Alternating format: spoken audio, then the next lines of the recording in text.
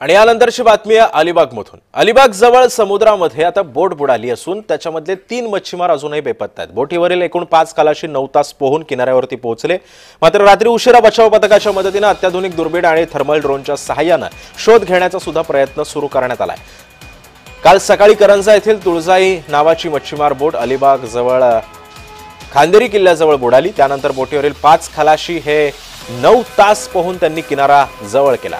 त्यांच्यावरती अलिबागच्या जिल्हा रुग्णालयामध्ये सध्या उपचार असून मात्र काही जे खलाशी आहेत ते अजूनही बेपत्ता असल्याची माहिती आहे।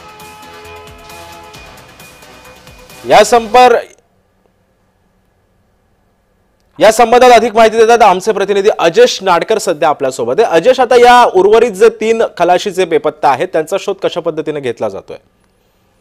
सिद्धेश, आपण पाहिलं तर काल सकाळी जे आहे ती करंजा येथील तुळजाई नावाची मच्छीमारांची बोट जी आहे ती समुद्रात मच्छीमारीसाठी गेली होती, मात्र अलिबाग जवळच्या खांदेरी किल्ल्याजवळ ही बोट आहे।